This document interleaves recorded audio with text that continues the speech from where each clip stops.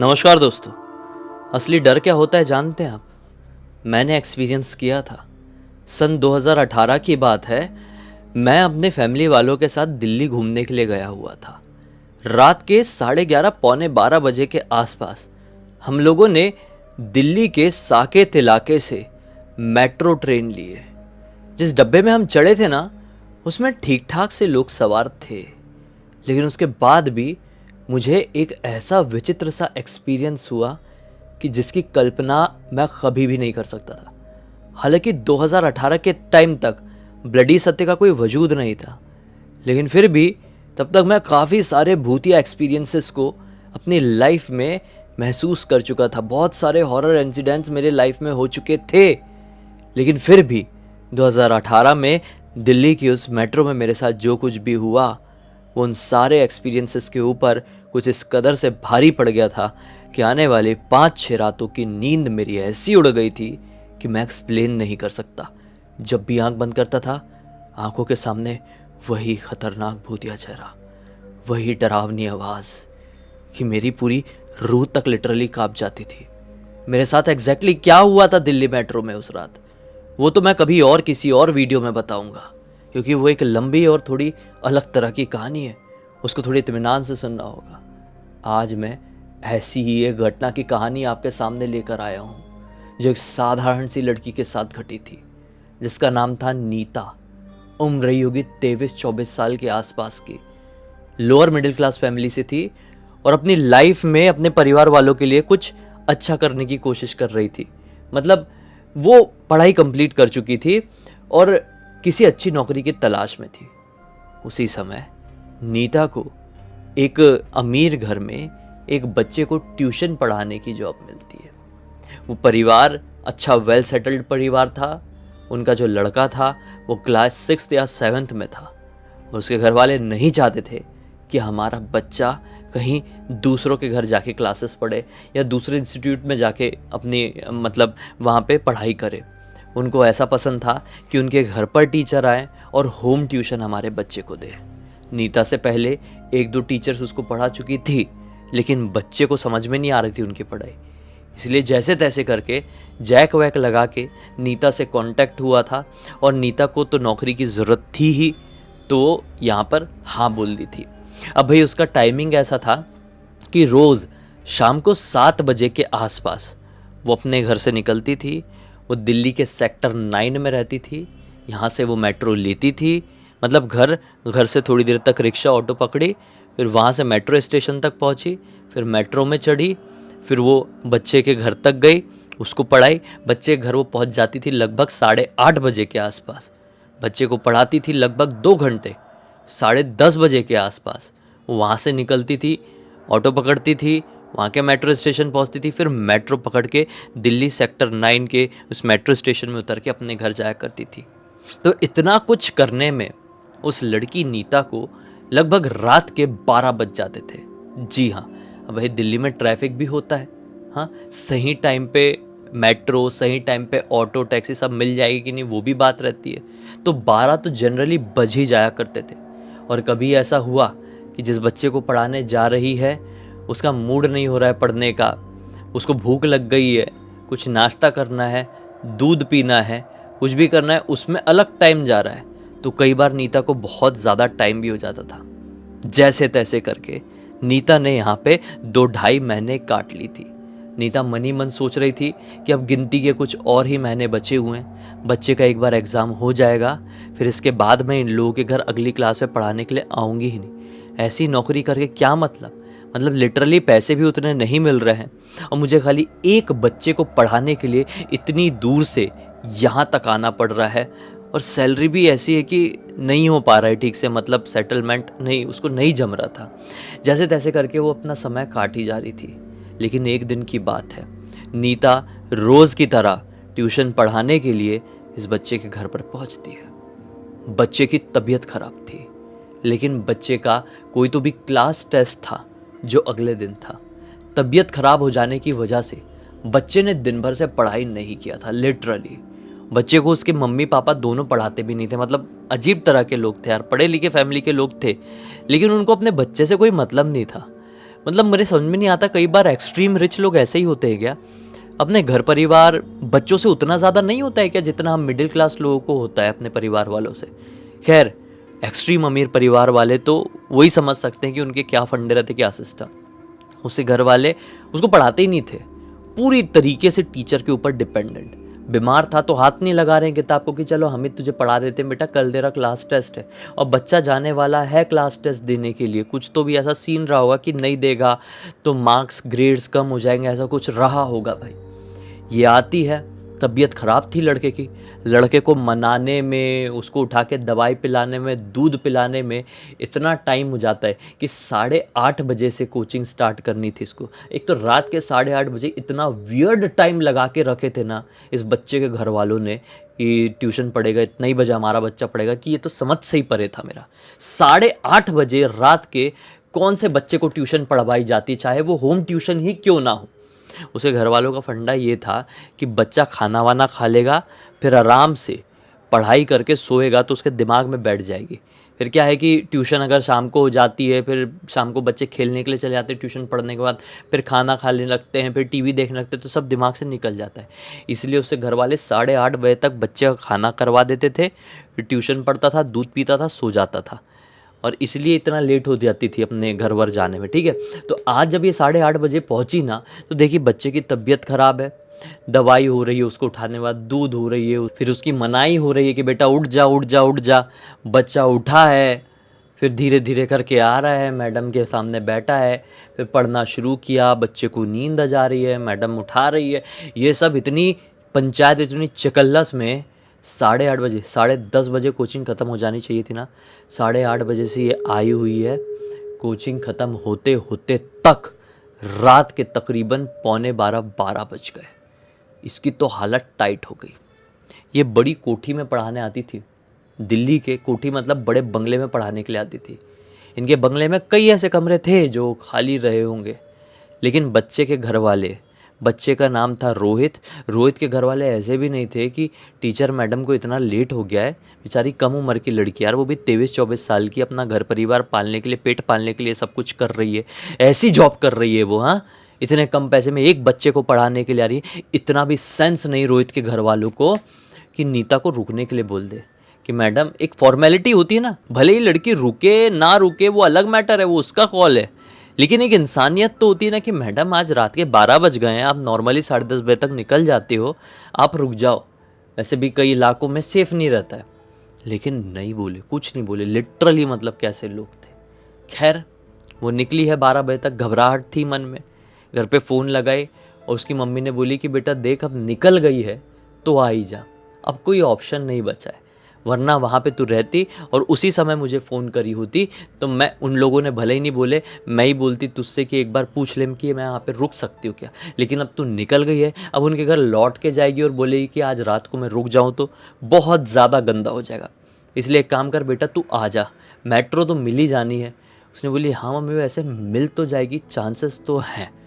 ठीक है भाई, ये वहाँ से मेट्रो स्टेशन पहुँची, मेट्रो स्टेशन के प्लेटफॉर्म में आके खड़ी हो गई, मेट्रो आने का इंतज़ार करने लगी। मेट्रो थी भाई, मेट्रो आई है। जब ये डब्बा इसके सामने आया ना, इसने क्या देखी कि ये डब्बा पूरी तरीके से खाली है। बाहर से दिख जाता है ना कि अंदर का डब्बा मेट्रो में दिख जाता है, तो डब्बा पूरा खाली दिखा। इसने सोची चलो कोई नहीं। जैसे ही ये मेट्रो के अंदर घुसी है, मेट्रो चली, इसको पीछे ऐसा फील हुआ कि कोई तो भी है। ये डब्बे में पीछे पलट कर देखी ना, तो एकदम कॉर्नर वाली सीट में एक आदमी और शायद उसकी बेटी बैठी हुई है। आदमी की उम्र रही होगी, बेटी नहीं पोती रही होगी, आदमी की उम्र रही होगी 60-65 साल के आसपास की, और जो लड़की बैठी हुई है उसके बाजू में, उसकी उम्र रही होगी यही कोई 9-10 साल के आसपास की।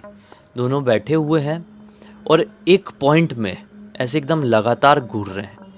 इसने सोची बड़ी अजीब बात है यार, बाहर से मैंने देखी थी जब ये डब्बा मेरे सामने आके रुका था, तो डब्बे के अंदर मुझे बाहर से कोई दिखाई नहीं दिया था, और जब अंदर आ गई, ट्रेन चलने लगी और मैं पलट कर देखी तो मेरे पीछे 2 लोग बैठे हुए हैं। अब पूरे के पूरे डब्बे में सिर्फ ये 2 लोग थे।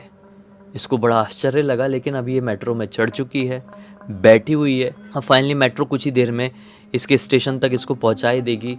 बोली ठीक है, अब मैं चढ़ गई हूँ तो बैठ जाती हूँ, भले ही 2 लोग हैं तो क्या हो गया, बच्ची भी तो है इस आदमी के साथ, आदमी अकेला रहता तो शायद डरने वाली बात थी, लेकिन इस आदमी के साथ बच्ची भी है तो मैं सेफ हूँ, है ना। तो ये बैठ गई। तो समझ लो ये यहाँ पर बैठी हुई है और वो आदमी और उसकी जो पोती है वो बिल्कुल इसके अपोजिट तरफ बैठे हुए हैं, ठीक है। तो ये बैठी है, अपना मोबाइल निकाली और मोबाइल में कुछ करना शुरू कर दी। अपने शायद किसी दोस्त यार किसी से भी चैटिंग कर रही होगी। हाँ, अचानक से इसको ऐसा फील होता है कि जो सामने बैठे हुए ये दोनों आदमी और बच्ची मुझे घूर रहे हैं। देखो हमारे अंदर एक सेंस होता है जिससे हमको समझ में आ जाता है, हम कहीं पे भी देख रहे हो हमको ये समझ में आ जाएगा कि हमारी तरफ कोई घूर रहा है क्या, हम तुरंत उसकी तरफ देखेंगे। तो ये भी मोबाइल चला रही थी, इसको ऐसा सेंस हुआ कि ये दोनों जो सामने बैठे हुए मुझे घूर के देख रहे हैं। इसने नज़रें उठाई और उनकी तरफ देखी तो क्या पाई कि वो दोनों इसकी तरफ नहीं बल्कि इसके थोड़े साइड तरफ कुछ तो भी एक पॉइंट में घूर रहे हैं। इसने सोची क्या है यार, छोड़ो जाने दो, वियर्ड से हैं। मतलब वो सचमुच में वियर्ड थे। वो जब से ये डब्बे में चढ़ी है, मेट्रो को निकले हुए लगभग 7-8 मिनट हो चुका है, वो दोनों एक साथ थे, ज़रा सी भी एक दूसरे से बात नहीं की वो दोनों ने, आदमी और बच्ची ने। लगातार जब से ये उनको देखी है, 2-3 बार देख लिए चढ़ने के बाद, वो एक ही पॉइंट में घूरे जा रहे हैं और साथ में ही घूरते रहते हैं ऐसे। वो दोनों के कपड़े भी फटे और गंदे टाइप के दिख रहे हैं और उनको देखकर ऐसा लग रहा है कि ना जाने कितने दिनों से ये दोनों ने नहाया नहीं है। मतलब लिटरली वो दोनों थे तो अजीब, जिन्हें देखकर अंधेरे इलाके में कोई भी डर जाए। हाँ, इस 9 साल की बच्ची को देखकर तो कोई नहीं डरेगा, लेकिन इस आदमी को देखकर कोई भी डर जाए, लड़की क्या लड़का भी डर जाए। वो इस तरीके से एक पॉइंट में घूर रहा था, वो इस तरीके का अपना हुलिया बना कर रखा था। खैर किसी को हुलिया से जज नहीं करना चाहिए, लेकिन वो अजीब था तो था यार। इसने उनकी तरफ देखी, वो एक ही पॉइंट में घूर रहे थे, इसने इग्नोर करी, फिर अपना मोबाइल चलाने लगी। फिर एक नज़र ऐसा गया, फिर ये लोग वहीं घूर रहे थे। इसने सोची कि इतनी देर से यार ये कहाँ देख रहे हैं। तो एक हमारे अंदर होता है ना कि हमारे सामने कोई बैठा हो और एक ही पॉइंट में बहुत देर से ऐसा देख रहा है, तो हमारे मन में भी करेगा ना कि क्या देख रहा है यार इतनी देर से, मैं भी तो देखूँ। तो इस लड़की ने भी उनकी नज़रों को फॉलो करते हुए उस पॉइंट में देखी, तो क्या पाती है, जहाँ पर वो लोग घूर रहे हैं ना वहाँ पर लिटरली कुछ भी नहीं है। मतलब वो हवा में घूर रहे थे। इसको अजीब लगा, सोची कि बहुत अजीब लोग यार, छोड़ो। उसने अपना मोबाइल लॉक करी साइड से, जेब में डाली और सोची थोड़ा सा आंख बंद कर लेती हूँ और थोड़ी देर बाद अपना आ ही जाएगा स्टेशन, फिर मैं उतर जाऊँगी, कोई भी कैसा भी रहे मुझे क्या मतलब है। इसने अपनी आंख बंद कर ली, ठीक है। मेट्रो चली रही है, मतलब सिर्फ आंख बंद करी है, नींद नहीं लगी है। मेट्रो चल रही है, आंख बंद किए हुए मुश्किल से 4-5 मिनट हुए होंगे। इसको एक झटका ऐसा फील हुआ मेट्रो में, चलते चलते कई बार झटका सा लग जाता है ना, ऐसा झटका सा फील हुआ और इसने तुरंत अपनी आँख खोली। तो आँख खोलते से सबसे पहली नज़र वो दोनों की तरफ पड़ी, जहाँ पर वो दोनों बैठे हुए थे, वो आदमी और वो बच्ची। क्या पाती है, वो आदमी और बच्ची वहाँ पर बैठे ही नहीं। अब लिटरली मेट्रो नॉन स्टॉप चल रही थी, ये सोई भी नहीं थी, कोई मेट्रो स्टेशन आया भी नहीं था। तो फिर ये दोनों कहाँ चले गए। इसको घबराहट हुई, लेकिन उतने में ही सेंस हुआ कि इसके बाजू में कोई बैठा है और जैसे ही अपने बाजू में पलटकर देखती है, इसके बाजू में कोई और नहीं, वही 60-65 साल वाला आदमी बैठा हुआ था और इसे घूर कर ऐसे देख रहा था। अरे भाई एकदम इसके बाजू में ऐसे देख रहा जैसे ये पलटी, ऐसा उसका मुंह इसके सामने। बहुत जोर से डरी और उठ के भागी। वो बच्ची गायब हो गई, वो बच्ची नहीं दिख रही 9-10 साल वाली, वो खाली आदमी। ये उठी और ये भागने लगी। मेट्रो ट्रेन के डब्बे अंदर ही अंदर कनेक्टेड रहते ना, तो ये भागने लगी दूसरे डब्बे की तरफ, भागते ये पता नहीं एक लास्ट वाले डब्बे में पहुंच गई होगी। उसके बाद कोई भी ओपनिंग नहीं थी, शायद डब्बे ख़त्म थे, वो ऐसे पॉइंट में पहुंच गई होगी भाई। वहाँ पर पहुँचने के बाद क्या पाती है कि ट्रेन रुकी है और दरवाज़ा खुला है, मेट्रो खुला है। उसने बोली भाड़ में जाए, मैं इस डब्बे से उतर जाती हूँ, ये जो भी स्टेशन रहे। वो तेज़ी से उतर गई और किस्मत वाली बात इतनी अच्छी थी कि अब उसका जो जहाँ उसको जाना था, यहाँ जहाँ से वो उतरी है वहाँ से ज़्यादा दूर नहीं है इसका घर। तो उतरी, भागते ऑटो में सवार हुई और बता दी कि मुझे यहाँ जाना है, ऑटो रिक्शा वाला जो भी था मुझे ले चलो। उसने बोला ठीक है। वो बढ़िया चला रहा है, आधी रात का वक्त है, लड़की को बहुत डर लगा हुआ है, लेकिन ये ऑटो वाला, ये रिक्शा वाला जेंटलमैन था। इसको इज्जत से, जिस सोसाइटी में रहती थी, एक बिल्डिंग में रहती थी, अपार्टमेंट्स थे, वहाँ पर आकर रोक दिया। इसने बोली चलो अच्छा है, उतर गई, पैसे वैसे दी और फिर जैसे अपने घर तरफ जाती है ना, क्या देखती है कि हमारी अपार्टमेंट्स, हमारी जो बिल्डिंग है, 3 फ्लोर या 4 फ्लोर की बिल्डिंग थी जिसमें रहती थी, उसी बिल्डिंग के जस्ट बाजू वाले घर में भीड़ लगी हुई है। इसको लगा कि अरे ये तो हमारे बिल्डिंग के बाजू वाले किसी का घर है, ऐसे क्यों भीड़ लगी हुई है। वो उस घर की तरफ जाती है तो क्या देखती है कि किसी की मृत शरीर, मतलब किसी की अर्थी वहां पर रखी हुई है। इसके हाथ पैर कांपने लगते, घबराहट होती है क्योंकि अभी इसने मेट्रो में कुछ तो भी भयंकर एक्सपीरियंस करी थी। और घर पर आते से ही, घर में एंटर करने से पहले ही इसको बाजू वाले घर में किसी की भीड़ दिखी है। और वहाँ पर ऐसे थोड़ी सी नज़र घुमाई, 2 कदम आगे बढ़ी उस घर की तरफ तो मोहल्ला पड़ोस से सोच के किसी की अर्थी दिखी। उस अर्थी में क्या दिखाई देता है? किसी नॉर्मल इंसान की नहीं, बल्कि वो अर्थी है उसी 9 साल की बच्ची की, जो कि मेट्रो में इसको दिखाई दी थी अपने सामने बैठे हुए। ये एकदम ध्यान से देखी उस चेहरे को, ये वही चेहरा था और इसके मुंह से निकल गई चीख। उसने जैसी चीखी तो जो लोग खड़े हुए थे, बच्ची के रिश्तेदार है, जो भी XYZ होंगे, वो पलट कर इसको देख लिए।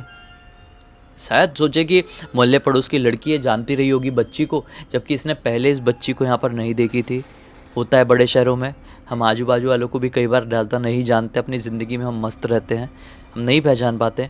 इसने आज पहली बार इस लड़की को देखी ऐसे। ये लड़की की अर्थी थी यहाँ पे। ये चिल्ला कर इसलिए भाई क्योंकि इसी लड़की को इसने अभी मेट्रो में देखी थी, इसने अजीबोगरीब हरकत करते हुए। हाँ, ये भागी अपने घर की तरफ, घर पर आई एकदम डरी सहमी।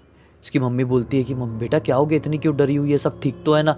आधी रात में एक तो तू आ रही है, मुझे घबराहट हो रही है, जल्दी बोलना। इसने मम्मी को बताई, मम्मी वो मैं आई थी अपने घर पे ना, तो बाजू वाले घर में वो छोटी सी बच्ची जो 9-10 साल की बच्ची है। इसकी मम्मी बोलती है हाँ बेटा वो बच्ची वो पता नहीं कैसे ख़त्म हो गई, कल तक पता चलेगा। अभी उसके सब रिश्तेदार घर वाले लोग हैं, हम भी जाके क्या बात करें, अभी मोहल्ले पड़ोस में बात फैलेगी तो समझ में आएगा कि उस बच्ची के साथ क्या हुआ। बेचारी मर गई आज ही। ये मम्मी को पूरी बात बता डाली। मम्मी वो मरी ठीक है, समझ में आ रहा है, नेचुरल है जो भी हुआ उसके साथ, लेकिन जो मेरे साथ हुआ वो क्या था? मेरे साथ मेट्रो में ये हुआ, वो बच्ची मुझे मेट्रो डब्बे में आज दिखी है। इसकी मम्मी बोलती क्या बात कर रही है बेटा, ऐसा नहीं हो सकता, वहम होगा।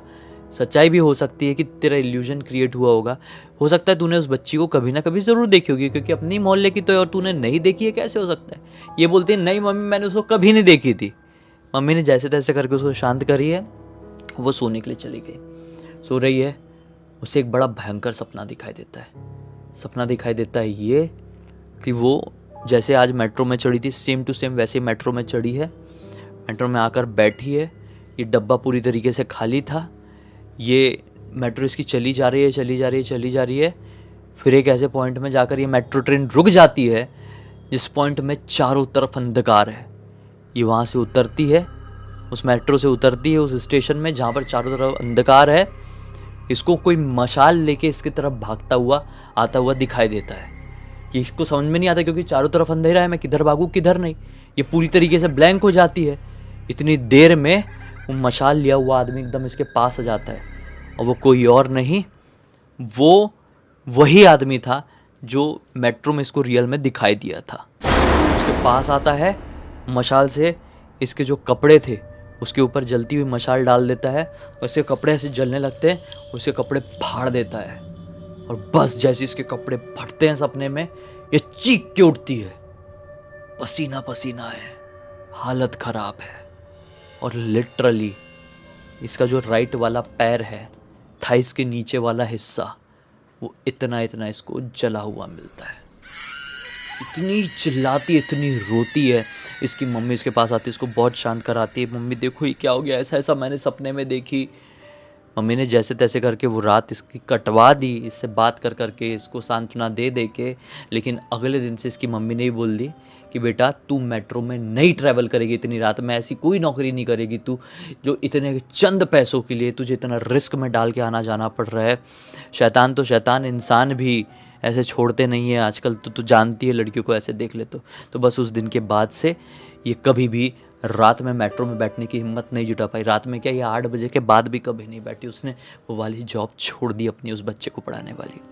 इस पूरी घटना की जानकारी मुझे किसी और ने नहीं, बल्कि नीता ने इंस्टाग्राम पर लिख कर दी। और जब मैंने पढ़ा मुझे बहुत ही ज़्यादा स्कैरी लगी है। मतलब कोई लड़की क्या, लड़की के लिए तो बहुत बड़ी चीज़ हो गई है। एक लड़का भी वहाँ पर रहता ना, उसकी ऐसी हालत हो गई रहती कि नीता क्या, वो लड़का भी हिम्मत नहीं जुटा पाता मेट्रो में ट्रैवल करने का। बहुत सारे लोग ऐसे हैं जिन लोगों ने एक्सपीरियंस किए हैं दिल्ली मेट्रो में ऐसी एक्टिविटीज़। जब रात हो जाती है, जब भीड़ कम हो जाती है, कहते हैं कि कई बार दिल्ली की मेट्रो में कुछ ऐसे साए ट्रैवल करते हैं जिन्हें देखा नहीं जा सकता, सिर्फ महसूस किया जा सकता है। इस एक नोट के साथ इस कहानी का अंत कर देते हैं।